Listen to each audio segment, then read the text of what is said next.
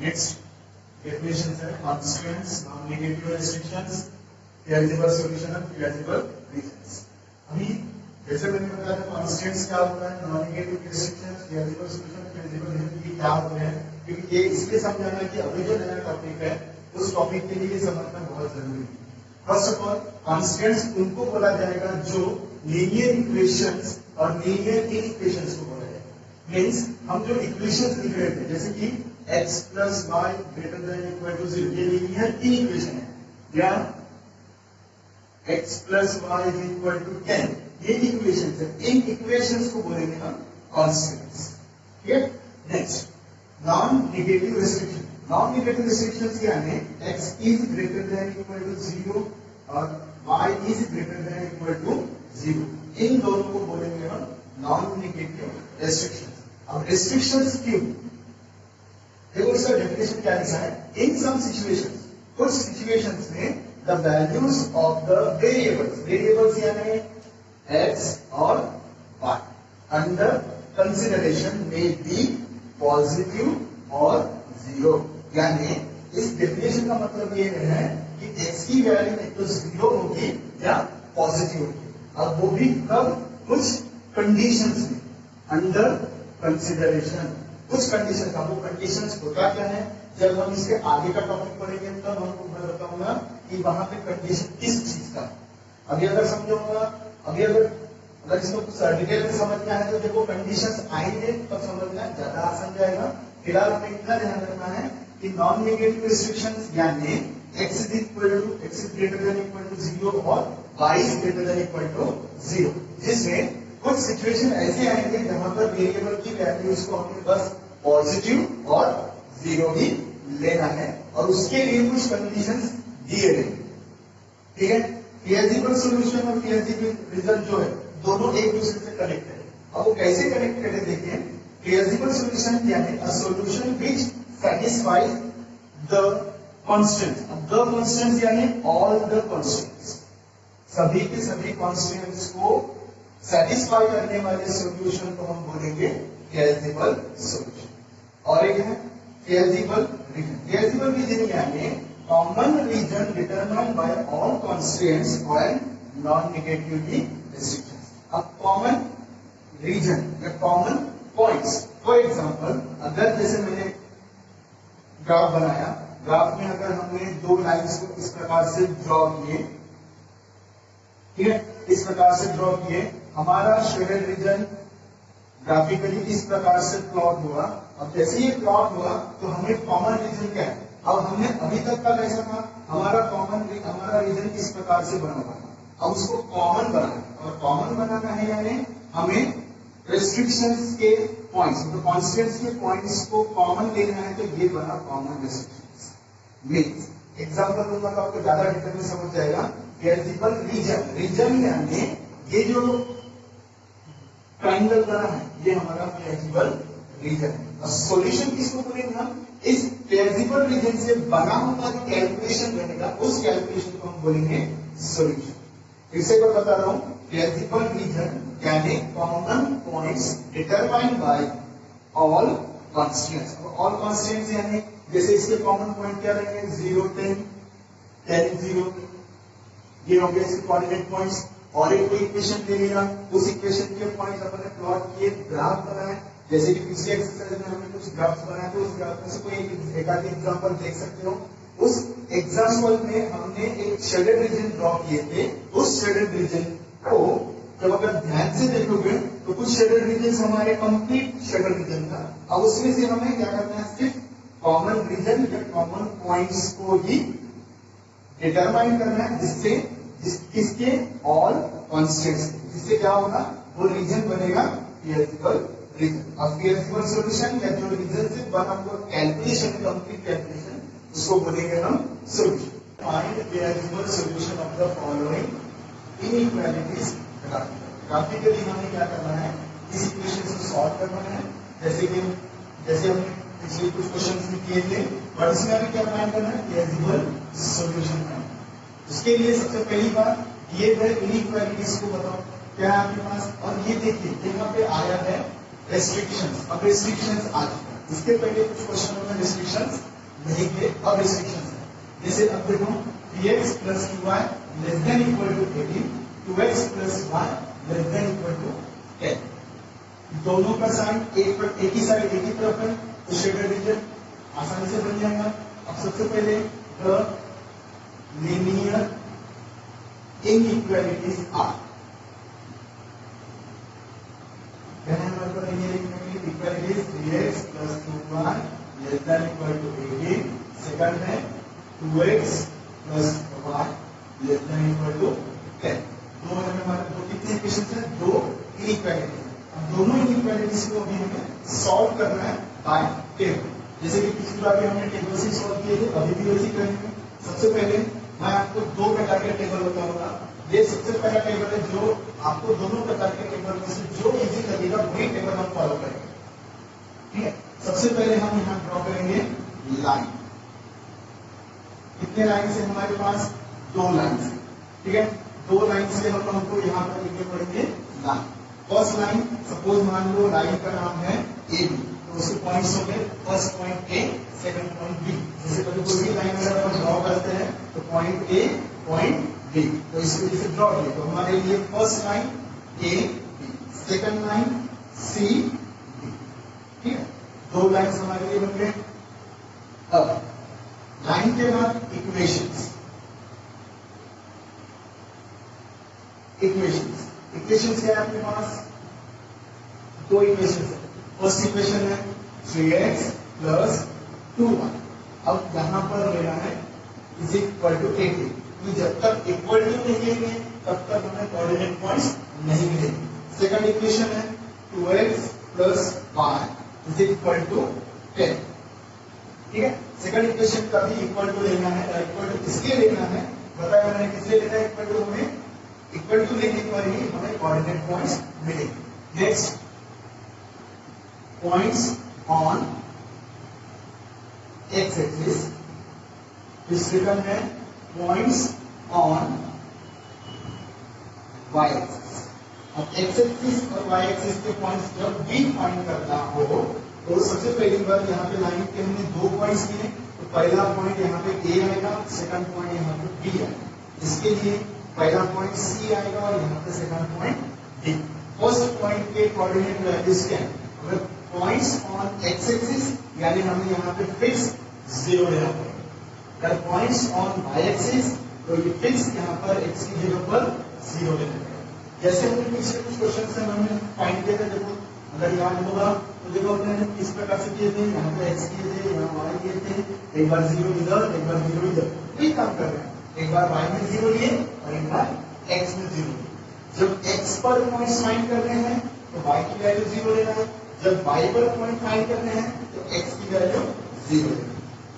इसी प्रकार से यहाँ पर भी 0 आएगा y की पोजीशन पे और इसमें 0 आएगा x की पोजीशन पे। अब इन इक्वेशंस को सॉल्व करो। ये सॉल्व कैसे करोगे, जैसे हमने इस टेबल में सॉल्व किया तो उसी प्रकार से एग्जांपल के तौर पर रफली हम देखते हैं 3x plus 2y is equal to 18, यानी पहला पॉइंट हमने क्या लिया, y की वैल्यू 0, y की वैल्यू 0 यानी 3x is equal to 18 होगा क्योंकि ये 0 हो चुका है, तो x की वैल्यू क्या होगी 6, वो हो गया प्लॉट यहाँ पे 6।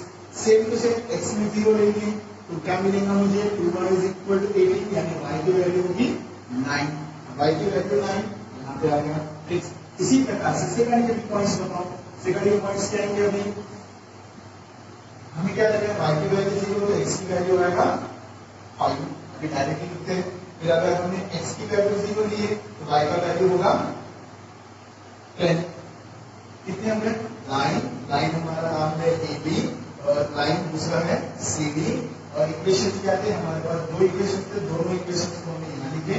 उसके बाद points on X axis, points on Y axis, इसके बाद यहाँ लेंगे हम साइन, उसके बाद आता है ये तो ऑलरेडी हम देख चुके हैं साइन और रीजन क्या होता है बता सकते हो। अब बताइए साइन क्या था, इस इक्वेशन का साइन है लेस देन इक्वल टू, इस इक्वेशन का साइन है लेस देन इक्वल टू, दोनों का सेम साइन है और रीजन भी सेम ही होगा। क्या रीजन है, तो इसके हिसाब से क्या होगा, ओरिजिन साइड ऑफ लाइन ए। अब यहां पर भी वही ओरिजिन साइड ऑफ लाइन सी। अब हमने लाइन यहाँ पे मेंशन किए, इसीलिए हम बता रहे हैं origin side of line A B, origin side of line C. अगर मान लो आपने इसको नहीं भी लिखे तो भी कोई प्रॉब्लम नहीं है, क्योंकि आपने यहाँ पे बस मेंशन किए थे सर रीजन की तरह है। जनरल सी बात है, दोनों का साइन सेम है तो रीजन भी दोनों का सेम ही हो। ठीक है, तो इसके हिसाब से कितने कॉलम बने हमारे पास? 1 2 3 4 5 6 कॉलम्स। देखो इसके पहले हमने कुछ एग्जांपल्स में यहाँ पे ओनली एक्स ओनली वाई, इसका मतलब है points on X axis, points on Y axis, और हमने ये जो पॉइंट्स थे वो एक अलग अलग रोज में लिए थे। उसके बेहतर है इस प्रकार से ड्रॉ। ठीक है, अभी हमारा टेबल कंप्लीटली बन चुका है। इसके हिसाब से हमें क्या क्या पॉइंट्स याद रखने हैं? कोऑर्डिनेट पॉइंट्स याद रखने हैं और शेडेड रीजन किधर बन रहा वो याद रखना।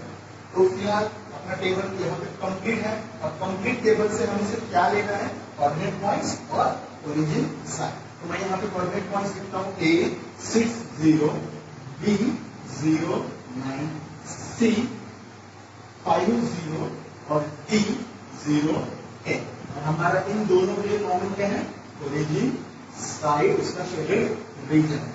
ठीक है, शेडेड रीजन है तो हमें यहाँ पे ग्राफ ड्रॉ करना पड़ेगा। ग्राफ ड्रॉ करने के लिए देखिए पहले ग्राफ के पॉइंट्स कितने दिए हुए हैं, कहाँ तक के पॉइंट्स हैं ग्राफ में। देखिए सबसे लोएस्ट पॉइंट है 5 और हाईएस्ट पॉइंट है 10। यानी हमारा ग्राफ मिनिमम 5 और मैक्सिमम 10 के हिसाब से ड्रॉ होगा। ये हमारा वाई एक्सिस और एक्स एक्सिस।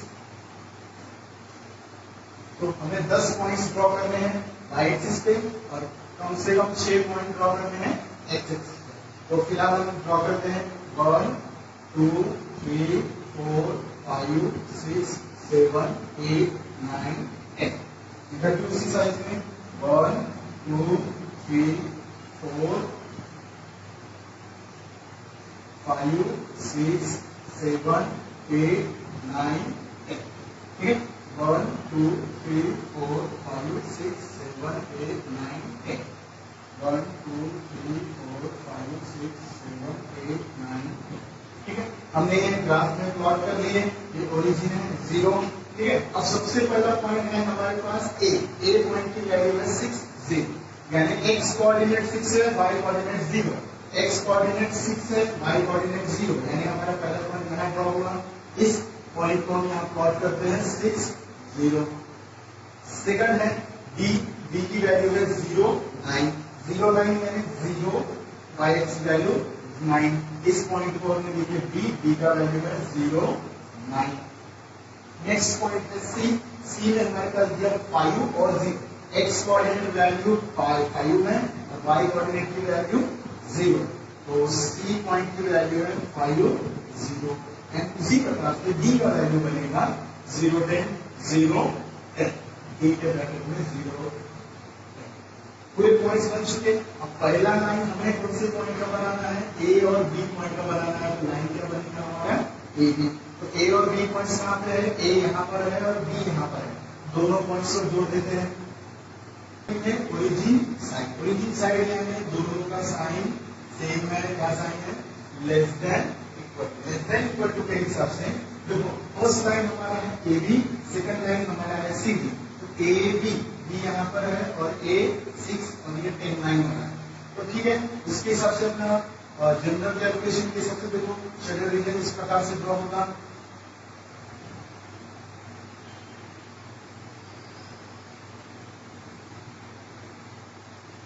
ठीक, अब AB लाइन का हमने शेडेड रीजन ड्रॉ किए हल्के से। इसके बाद हमें क्या करना है? CD का करना है। CD यानी C पॉइंट है 5 पर और D पॉइंट है 10 पर। इसका भी शेडेड रीजन ड्रॉ करो।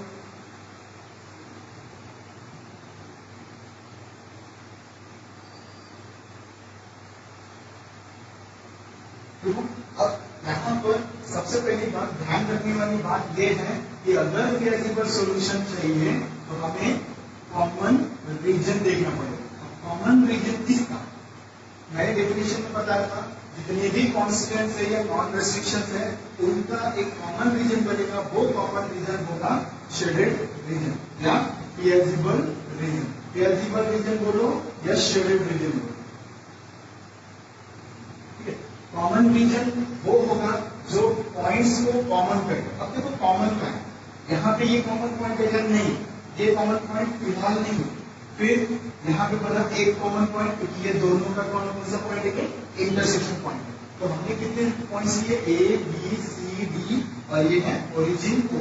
चलो इसको मान लेते हैं हम पॉइंट एम, क्यों, क्योंकि ये कनेक्ट हुआ है दो लाइंस, यानी इंटरसेक्शन पॉइंट।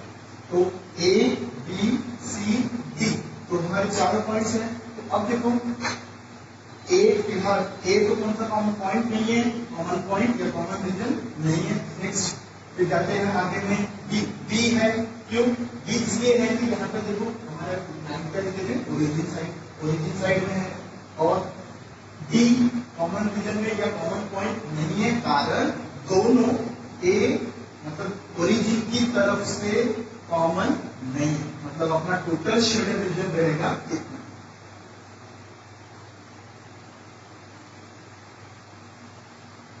ये है हमारा शेडेड रीजन। फिर से मैं बताता हूँ शेडेड रीजन कैसे ड्रॉ होगा। हमारे दो लाइन थे इस प्रकार के, ठीक है। यहाँ पे बना हमारा पॉइंट एम, हमने ये वाले शेडेड, इसमें से भी शेडेड रीजन बनता था और इधर से भी शेडेड रीजन बन सकता है, पर हमने यहाँ से क्यों नहीं बनाया, ये दो ब्लॉक से क्यों नहीं बनाया, क्योंकि कॉमन किसको बोला जाएगा, कॉमन यानी फर्स्ट लाइन और सेकंड लाइन कहाँ पे कंबाइन है, फर्स्ट लाइन और सेकंड लाइन कहाँ कंबाइन हो रहे हैं हमारे, देखो फर्स्ट लाइन का ये हिस्सा और सेकंड लाइन का ये हिस्सा, इसमें आ गया अपना एक्स एक्सिस वाई एक्सिस। तो यहाँ से हमें शेडेड रीजन ड्रॉ करना है।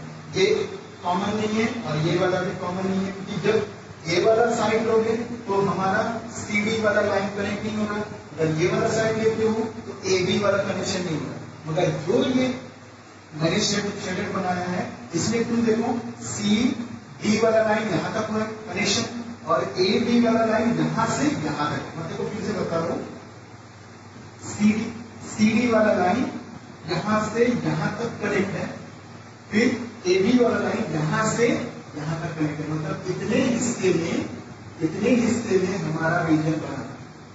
ये जो रीजन है इस रीजन का नाम देखो, स्टार्ट ओरिजिन से करते तो ओ सी एम बी ओ, क्या बता हमारे पास, O C M B O is the common region. देखो फिर से एक बार, O C M B O, O C M B O, तो ये हमारा कॉमन रीजन। अगर ये कॉमन रीजन है तो वही क्या होगा, feasible solution. O C M B O is the common region. अब इसको आंसर को एंड करना है किस फॉर्म में, पीएलजिबल सॉल्यूशन में एंड करना है। इसी पर जैसे हमने टेबल बनाया, टेबल के नीचे ग्राफ बनाया, ग्राफ के नीचे एंड करना है। एंड करते हैं लिखना है जस्ट क्या लिखना है, the common shaded region. Shaded region क्या है, O C M B O, O C M B O is the graphical solution, ठीक है। दिस ग्राफिकल सॉल्यूशन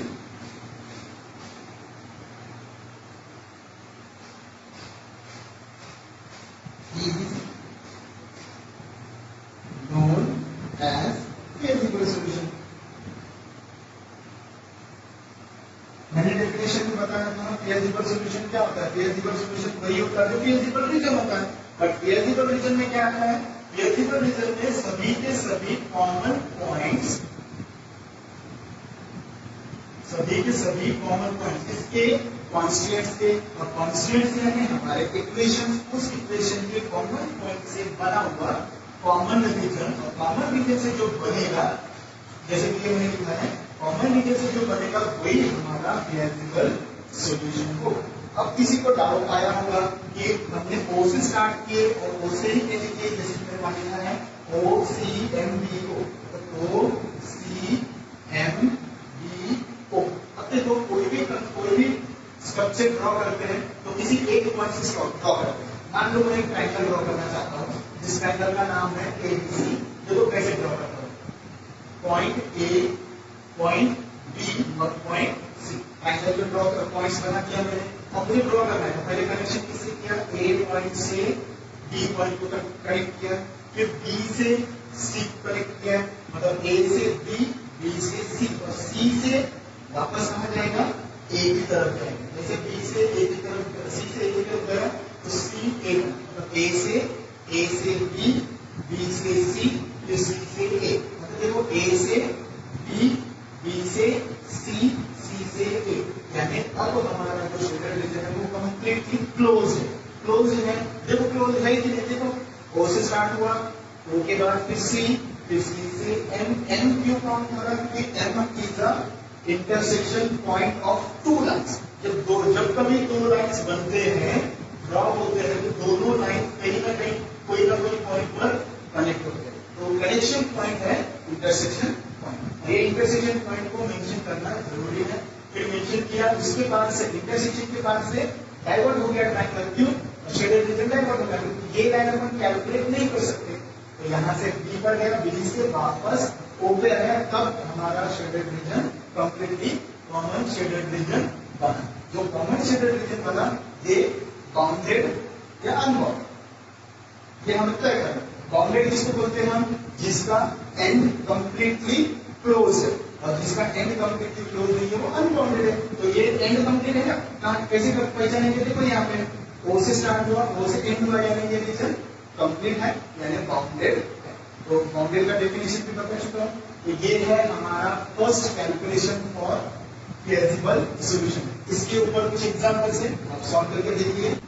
जैसे अभी मैंने कंप्लीट किया, पूरी तरह से कंप्लीट हुआ आंसर है।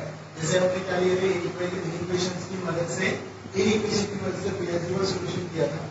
जब मैंने टेबल बनाया था तब आपको बताया था दो प्रकार का टेबल बनाया था। जो मैंने टेबल बनाया वो भी यूज कर सकते हो, या जो टेक्स्ट बुक का रेफरेंस है उसके हिसाब से टेबल बना।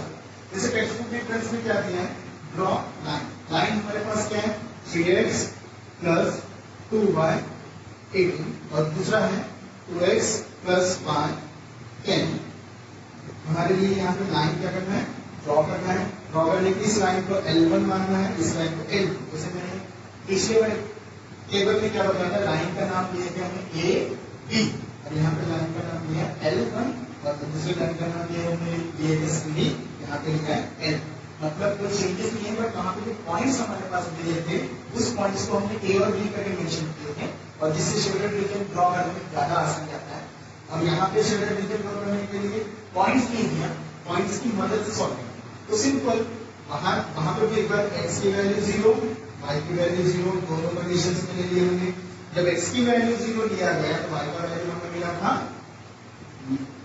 9, और y की वैल्यू जब 0 लिया गया तो x का वैल्यू मिला था हमें 6।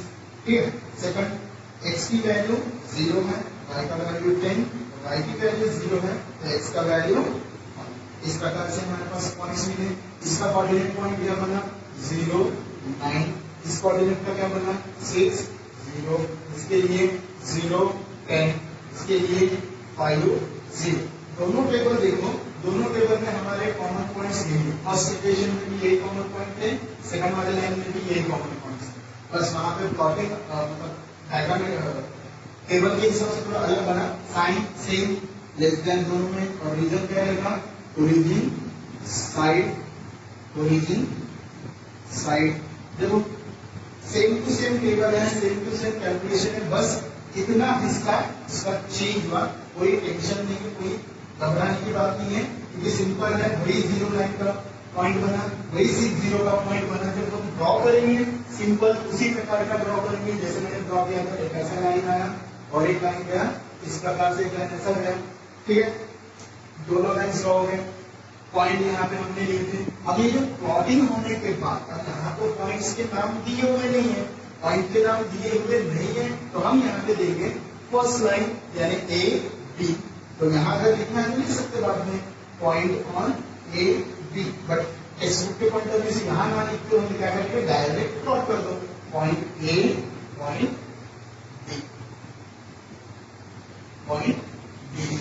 ठीक है। उसके बाद सेकंड लाइन के 2 पॉइंट्स सी और डी, सेकंड सी और डी। फिर यहाँ पे उनके कॉमन इंटरसेक्शन पॉइंट एम और ओरिजिन है 0। शेडेड रीजन किसी प्रॉब्लम के लिए तो वही आएगा, इसका कॉमन पॉइंट और इसके कॉमन लाइन। अब इस लाइन की सबसे कॉमन, इस लाइन की सबसे हमारा शेडेड रीजन क्लियर है क्या? तो यहाँ तक ही क्यों काउंट कर रहे हैं? ये जो सी का लाइन है वो यहाँ तक ही कनेक्टेड है, इसके हिसाब से ए बी के हिसाब से। ए बी यहाँ से कनेक्ट हुआ, तो ध्यान से देख लीजिए, ए बी का कनेक्शन यहाँ से हो रहा है, सी डी का कनेक्शन यहाँ से हो रहा है, तो शेडेड रीजन इतने में बने, यानी अपना शेडेड रीजन इस प्रकार से ड्रॉ होगा। तो शेडेड रीजन ड्रॉ हुआ, उस शेडेड रीजन की स्टार्टिंग पॉइंट ओ से, कोई भी एक पॉइंट से हम रोटेशन स्टार्ट कर सकते, जरूरी नहीं है ओ से ही स्टार्ट करना है, कहीं से भी कर सकते हैं, बट जनरली क्या होगा, ओरिजिन से स्टार्ट करोगे तो ज्यादा आसान होगा मेंशन करना। तो O C M B O C M B O वही बना। तो पीछे वाला टेबल सॉल्व करोगे, ये वाला टेबल फॉलो करोगे, ग्राफ वही बनेगा। तो आपको जो टेबल आसान लगा वो टेबल फॉलो